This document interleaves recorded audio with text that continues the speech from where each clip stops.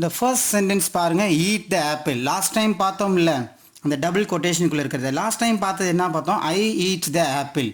அங்கே என்ன சொன்னேன்? சப்ஜெக்ட் இருக்கணும், வேர்ப் இருக்கணும். இப்போ கொடுத்துருக்க அந்த ஈட் த ஆப்பிளில் சப்ஜெக்ட் இருக்கா? இல்லை, வெறுமன ஈட்டுங்கிறதுலேயே ஆரம்பிச்சிருக்குது.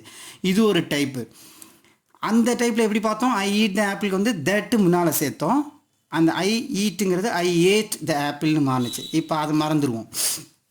இப்போ இந்த ஈட் த ஆப்பிளில் என்ன செய்யணும்? ரிமூவ் கொட்டேஷனை ரிமூவ் பண்ணிவிட்டு டூ சேர்க்கணும்.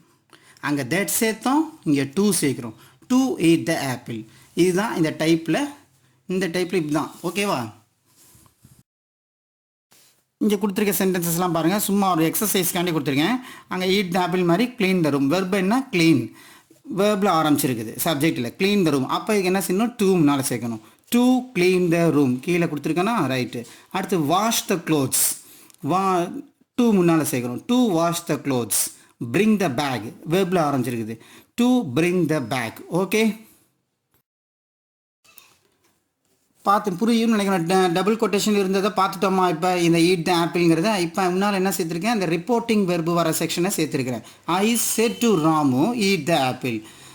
அந்த ஐ செட் டூங்கிறதுல ஆரோ மார்க் கொடுத்துருக்கேன். செட் டூ சேர்ந்து எப்படி மாறணும்? இன்டைரக்ட் ஸ்பீச்சில் வரும்போது எப்பயுமே செட் டூன்னு வர வேணாம், டோல்டுன்னு வரணும். அப்போ ஐ டோல்டு ராமு. அங்கே சொன்ன மாதிரி டூ ஈட் த ஆப்பிள். இப்போ சேர்த்து பார்த்தீங்கன்னா ஐ told Ramu to eat the apple. Okay, இங்கே என்ன சென்டென்ஸில் என்ன இருக்குது? வித்தியாசமாக இருக்குது பாருங்கள். ஐ said to him come with me. இல்லை, என்ன வித்தியாசம் தெரியுது? அந்த ஐ செட்டுக்கு அப்புறம் அங்கே ராமு இருந்துச்சு, இங்கே ஹிம் எழுதியிருக்கேன். ஹிம், ராமுங்கிறது நவுனு, ஹிம்முன்றது ப்ரொனவுனில் object form. Come with me, இல்லை இந்த வித் மீ சேர்த்துருக்கிறேன். அப்படி ஒவ்வொரு மாடலாக கொஞ்சம் இன்க்ரீஸ் பண்ணிட்டே போவோம். இப்போ செட்டுவா டோல்டுவா மாற்றிட்டோம், தெரிஞ்சு போச்சு. ஐ told him to come with me. புரியுதா? இந்த மீ யார்? ஸ்பீக்கர். ஐ தான் ஸ்பீக்கர். அதை வந்து அடுத்ததில் பார்ப்போம். He set to me come with me. இப்போ ஐ செட் டு ஹிம் பார்த்தோம், இப்போ ஹீ செட் டு மீன்னு பார்க்குறோம். இந்த இடத்துல ஐக்கு பதிலாக ஹீ வந்திருக்கு, இங்கே ஹிம்முக்கு பதிலாக மீ வந்திருக்கு. He set to me come with me. அப்போ இங்கே என்ன கொடுத்துருக்கேன்? ஸ்பீக்கர் யாருன்னு கேட்டிருக்கேன். ஏன் அப்படி கேட்குறேன் அப்படின்னா, இங்கே பேசுகிறது யாருன்னா டபுள் கொட்டேஷனில் இங்கே வந்து கம் வித் மீ. அப்போ இந்த மீ யார் அப்படின்னா அந்த ஹீ தான் இந்த மீ. எப்படி அந்த ஸ்பீக்கர் நம்ம மீன் சொல்ல, ஹீ தான் மீன் சொல்ல முடியாது, ஐயோடது இல்லை மீன், அப்புறம் கன்ஃபியூஸ் ஆகும். இங்கே ஸ்பீக்கர் யார்? He.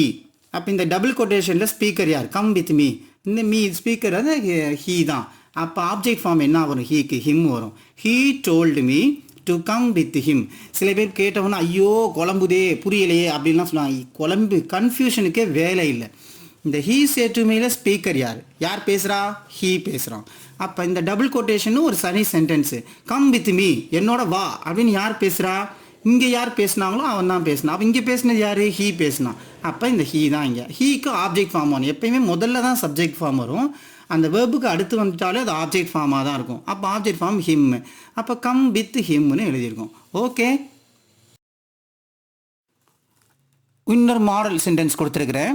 She said to him come with me. அங்கே ஹீ சொன்னாங்க, இங்கே வந்து ஷீ சொல்கிற மாதிரி. ஸ்பீக்கர் யார்? ஷீ. அப்போ அந்த மீ என்ன வரும்? கம் வித் மீ, என்னோட வா அப்படின்னு யார் சொல்கிறா? அந்த ஷீ சொல்கிறா. அப்போ ஷீ சொல்கிறான்னு சொன்னால் வெர்புக்கு இந்த பக்கம் வந்து ஆப்ஜெக்ட் ஃபார்ம் தான் வரணும். ஷீயோட object form her. She told him to come with her. Okay, அடுத்தது இப்போ நெக்ஸ்ட் மாடல். இது பார்த்துட்டோமா? புரிஞ்சிச்சா? டோன்ட் கம்னு வருது. இப்போ வேர்பில் ஆரம்பிக்குது. முதல்ல ஃபஸ்ட்டு டைப் என்ன பார்த்தோம்? சப்ஜெக்ட் வெர்புன்னு ஆரம்பிச்சிது, அப்புறம் வேர்பு மட்டும் ஆரம்பிச்சிது. இப்போ நெகட்டிவ் வேர்டு சேர்த்து டோன்ட் கம், என்னோட வராதே அப்படின்னு சொல்கிற மாதிரி. அதுக்கு என்ன செய்யணும்னா நாட் டு கம்னு சேர்க்கணும். அங்கே தட்டு சேர்த்தோம், அடுத்ததில் சப்ஜெக்ட் வேர்பு வரப்போ தேட் சேர்த்தோம், அடுத்த வேர்பில் மட்டும் வர்றதுக்கு டூ சேர்த்தோம். இப்போ டோன்ட் நெகட்டிவ் வந்தால் நாட் முன்னால் சேர்க்கணும். Not to come. பார்ப்போமா? She said to him don't follow. அப்போ என்ன செய்கிறோம்? அந்த கொட்டேஷன் எடுத்துகிட்டு நாட் டு ஃபாலோ இங்கே எழுதிடுறோம். She told him. இந்த செட்டுக்கு பதிலாக டோல்டு. பல இதெல்லாம் ப்ராக்டிஸ் பண்ணிட்டோம்ல. ஒரே ஃபுல் சென்டென்ஸ் இவ்வளோ பெரிய சென்டென்ஸாக என்னென்ன மாற்றணும் அப்படிலாம் கன்ஃபியூஸ் ஆகக்கூடாது. நம்ம முதல்ல எப்படி பார்த்தோம்? செட்டுங்கிறது டோல்டாக மாறிச்சு. அப்போ ஷீ டோல்டு ஹிம் முடிஞ்சு போச்சு. அடுத்து டோன்ட் ஃபாலோ எப்படி இருக்கும்? நாட் டு ஃபாலோ முடிஞ்சு போச்சு, சேர்ந்தாச்சு. அவ்வளோதானே? இந்த சென்டென்ஸ் பாருங்கள். They said to us don't follow us. இது அந்த ரெண்டு அஸ் வருதுன்னு காமிச்சிருக்கேன். Who is this, who is this. இந்த அஸ் யார்? இது வந்து ஃபர்ஸ்ட் பர்சன் ப்ளூரல். நான் எங்களை ஃபர்ஸ்ட் பர்சன், இதுவும் எங்களை. ஆனால் இந்த எங்களை யாருன்னா இங்கே யார் ஸ்பீக்கர், டபுள் கொட்டேஷனில் வந்துருக்குது. அப்போ இது ஒரு சென்டென்ஸ், இது ஒரு சென்டென்ஸு. டோன்ட் ஃபாலோவர்ஸ், எங்களை தொடர்ந்து வராதே அப்படின்னு சொல்லி யாரோ சொன்னாங்க. அந்த எங்களை யார் அப்படின்னு பார்த்தா இங்கே யார் பேசினா, தே தான் ஸ்பீக்கர். அப்போ எங்களைன்னு சொன்னது இந்த அவர்கள். அப்போ அவர்களுடைய ஆப்ஜெக்ட் ஃபார்ம் என்ன, தெம். இந்த ஹூ இஸ் தி ஸ்போக்கன் டுனா யாரிடம் பேசுகிறார்கள், யார் பேசுகிறார்கள், யாரிடம் பேசுகிறார்கள், யார் பேசுகிறார், அவர்கள் பேசுகிறார்கள். யாரிடம் பேசினார்கள், எங்களிடம் பேசினார்கள். புரியுதா? அப்போ அவர்கள் எங்களிடம் பேசினார்கள். என்ன பேசினார்கள், சொன்னார்கள், எப்படியோ வச்சுக்கோங்க. எங்களை பின்தொடராதே, எங்களை பின்தொடராதீர்கள் அப்படின்னாங்க. அந்த எங்களை யாரு, எங்களைன்றது பேசினவங்க யாரு, அவர்கள். அப்போ அவர்களைன்னு வந்துருச்சு. புரியுதா? முதல்ல மீனிங் தெரிஞ்சாதான் ரெண்டு அஸும் ஒன்றா இருக்குங்கிற மாதிரி சாதாரணமாக பார்த்தா தெரியும். கிடையாது. ஸ்பீக்கர் யாருங்கிறத அதனால தான் மென்ஷன் பண்ணியிருக்கேன். They told us not to follow them.